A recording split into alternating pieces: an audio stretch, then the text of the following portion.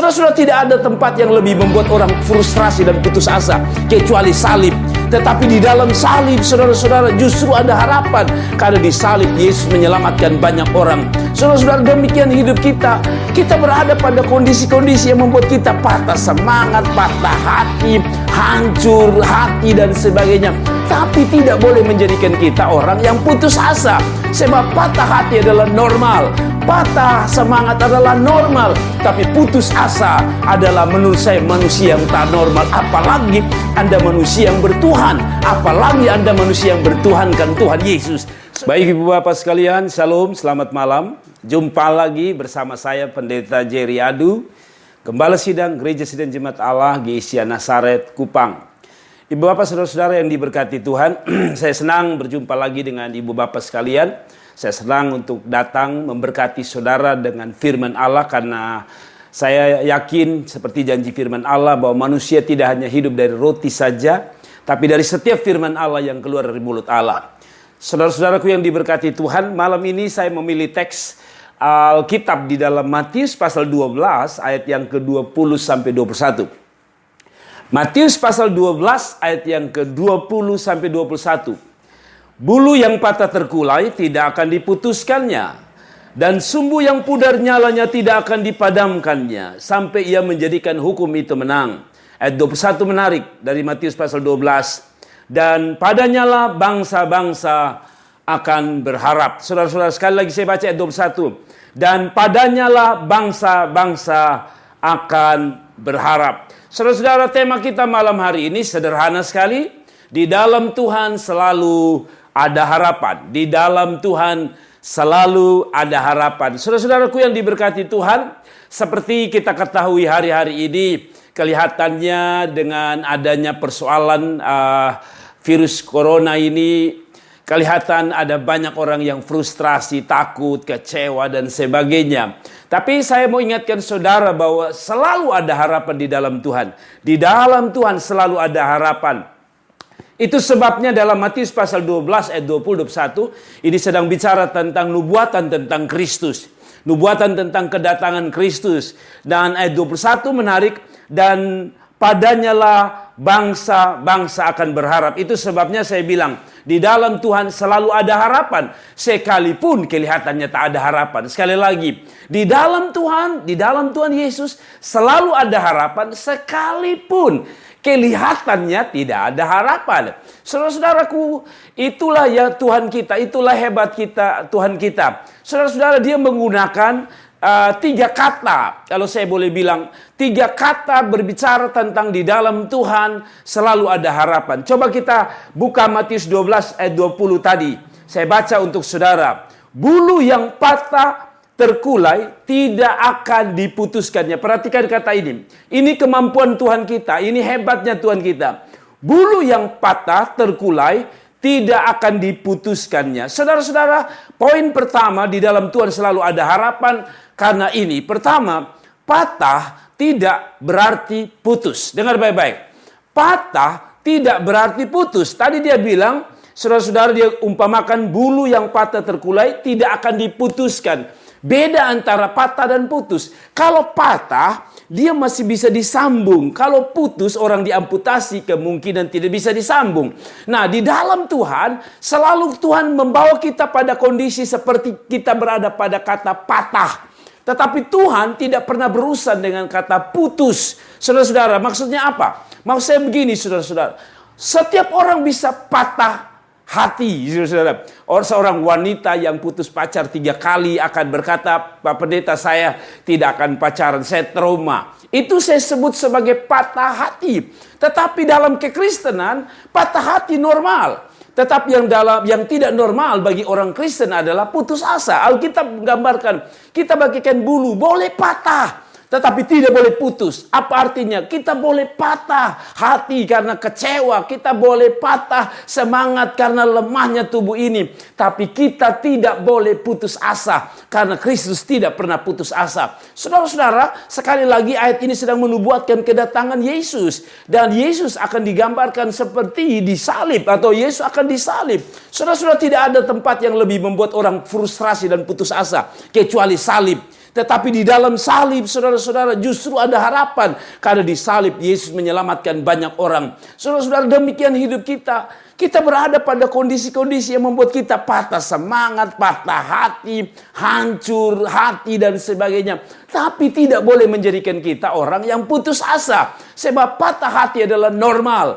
Patah semangat adalah normal. Tapi putus asa adalah menurut saya manusia yang tak normal. Apalagi Anda manusia yang bertuhan. Apalagi Anda manusia yang bertuhankan Tuhan Yesus. Saudara-saudara, sekali lagi, Tuhan mengajar kita boleh patah karena itu normal. Patah semangat normal. Tetapi putus asa tidak boleh. Kenapa? Dari putus asa lah orang banyak kali bunuh diri. Dari putus asa lah orang kadang-kadang tidak mau bertindak. Dari putus asa lah kadang-kadang orang tidak mau lagi menikah. Dari putus asa lah banyak kali akhirnya kita tidak mendebutkan solusi-solusi baru di dalam hidup ini. Selalu jangan putus asa.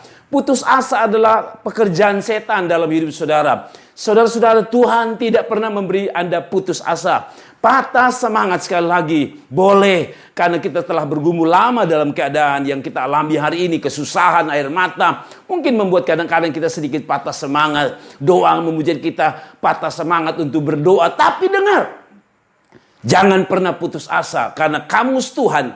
Di dalam Tuhan selalu ada harapan. Sekali lagi. Patah tidak berarti putus. Patah hati tidak berarti putus asa. Saudara bisa patah hati 3 kali. Tapi mungkin calon suamimu yang kelima. Pacaran yang kelima. Atau saudara berkata, Pak Pendeta bagaimana? Bapak Pendeta katakan saya kelima. Saya sudah putus 10 kali. Ya mungkin yang ke-11. Artinya begini saudara. Hidup kita akan ada hal-hal yang membuat kita patah. Tetapi sekali lagi di dalam Tuhan jangan putus asa. Sebab di dalam tangan Tuhan Allah dapat merubah sesuatu yang kelihatannya patah. Dia mengubahnya menjadi harapan-harapan yang luar biasa di dalam Tuhan. Saudara masih ingat para murid ketika mereka dihantam oleh badai gelombang? Apa yang terjadi? Para murid ketakutan. Mereka patah semangat karena layar sudah dinaikkan, gelombang makin besar. Tetapi Yesus sedikit marah dan Yesus berkata, di mana imanmu? Sebenarnya Tuhan sedang bicara tentang di mana rasa imanmu atau pengharapanmu. Saudara-saudara, yang ada nilainya adalah keputusasaan. Para murid berkata, Guru, apakah engkau membiarkan kami binasa? Mereka belum binasa. Tapi keputusasaan telah membuat mereka berpikir mereka binasa. Demikian hidup saudara. Patah boleh. Tapi putus asa itu tidak boleh. Saudara-saudaraku yang diberkati, yang kedua, selalu ada harapan di dalam Tuhan, atau di dalam Tuhan selalu ada harapan.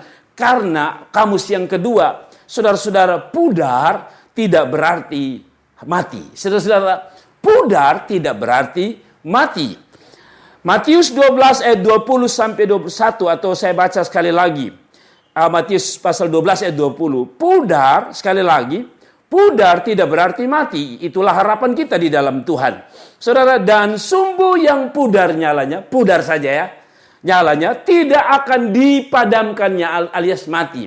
Saudara-saudara, hidup kita kadang-kadang sekali lagi kita dituntun pada kehidupan yang bagaikan sumbu. Yang saudara tahu sumbu? Saya masih ingat dulu ada lampu pelita yang kami sebut dulu lampu TOX. Saya masih hidup kecil, ada sebuah kaleng yang dimasukkan pipa yang diisi kain, dan di kain itu diisi minyak tanah, atau kaleng itu diisi minyak tanah, dan sumbu itu akan menyala.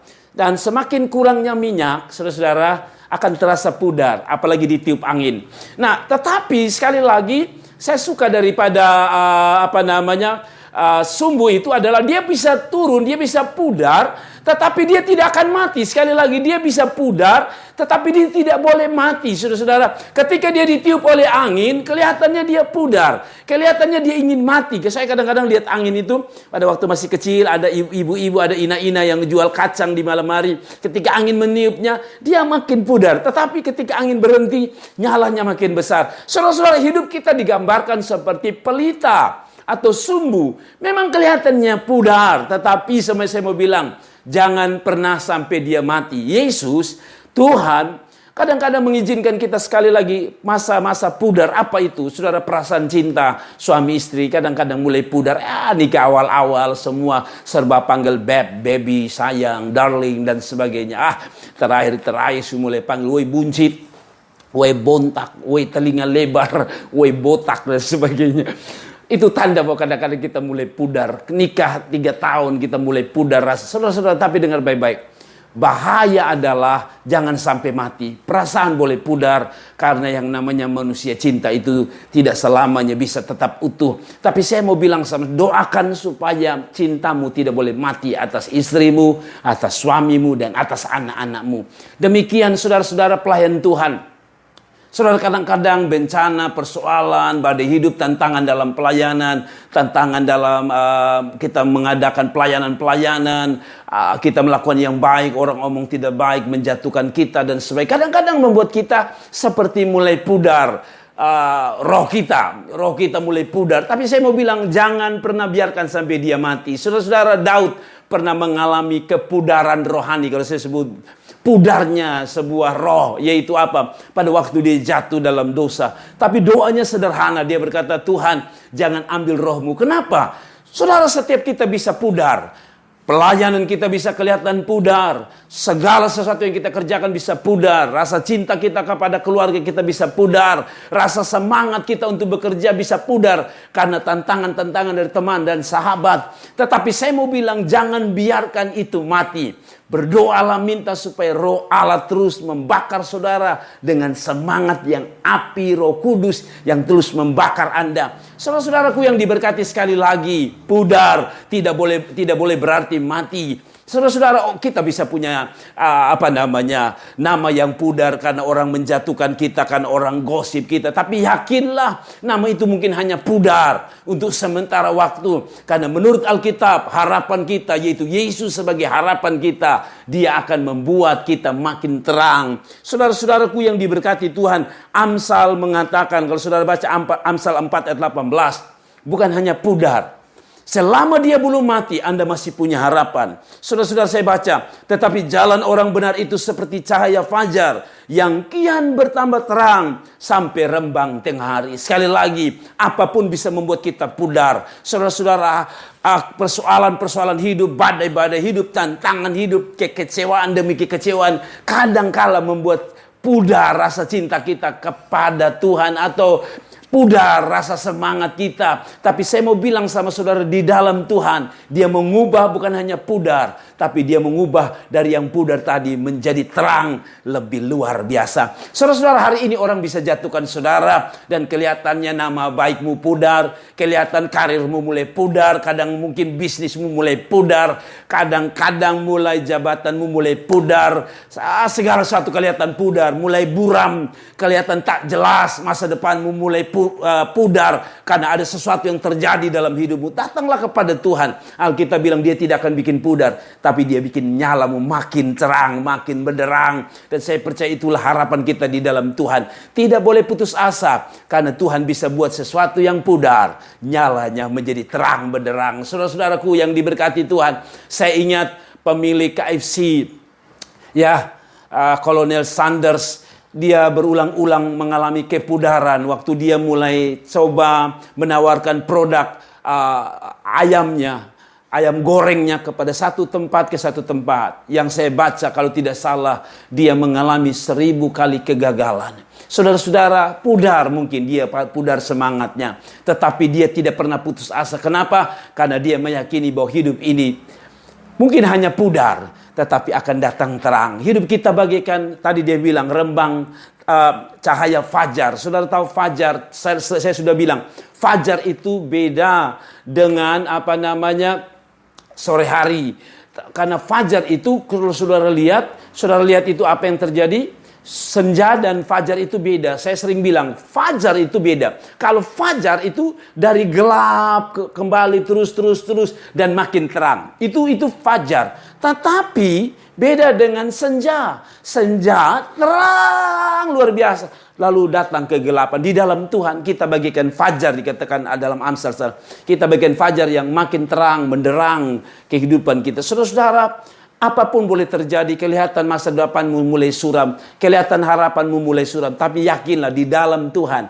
Dia bilang, kita bagikan fajar. Hari ini kelihatan gelap, pergumulanmu kelihatan gelap, tidak ada jawaban. Kelihatannya tidak ada jawaban bagi saudara. Nantikanlah di bawah kaki Tuhan. Karena Alkitab bilang, bagikan fajar. Matahari akan muncul dan menerangi segala sesuatu. Saya percaya itulah Tuhan. Dengan harapannya di dalam Dia. Selalu ada harapan. Dan yang terakhir, ibu bapak sekalian, yang diberkati Tuhan, saya mau bilang sama saudara, yang ketiga, bahwa di dalam Tuhan selalu ada harapan. Kenapa selalu ada harapan? Karena ini kamus kita yang ketiga. Berserah tidak berarti menyerah. Sekali lagi, yang ketiga, di dalam Tuhan selalu ada harapan karena orang Kristen hanya mengenal kata yang ketiga. Berserah tidak berarti menyerah. Sekali lagi, berserah tidak berarti menyerah. Saudara-saudara baca ayat 20 sekali lagi.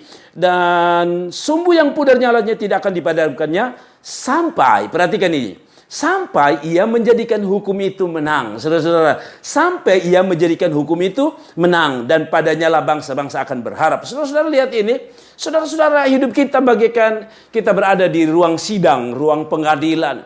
Berhari-hari kita datang untuk mengikuti sidang, padahal kita tahu kita punya kehidupan bagaikan tadi sumbu yang mulai patah, dan atau bulu yang mulai patah dan sumbu yang mulai pudar. Kita bagikan orang-orang yang tanpa harapan. Sekarang justru ada di depan pengadilan, di depan jaksa, di depan orang-orang yang akan menghakimi kita. Kita sadar bahwa kita tidak bisa, tapi Alkitab bilang berserah tidak berarti menyerah. Dia bilang sampai menjadikan hukum itu menang. Apa artinya? Selalu ada harapan di dalam Tuhan. Kenapa? Karena kita harus punya prinsip. Kita harus berserah, tapi kita tidak boleh menyerah. Menunggu sampai menang itu bicara tentang teruslah berserah dan bukan menyerah. Saudara-saudaraku yang diberkati Tuhan, sekali lagi dalam hidup ini selalu ada kesempatan untuk kita menyerah. Selalu ada kondisi membuat kita ingin menyerah. Selalu ada sikon yang membuat kita ingin menyerah. Selalu ada situasi-situasi yang paling rumit yang membuat kita ingin menyerah. Tetapi yang saya minta di dalam Tuhan, saudara-saudara orang Kristen, orang percaya,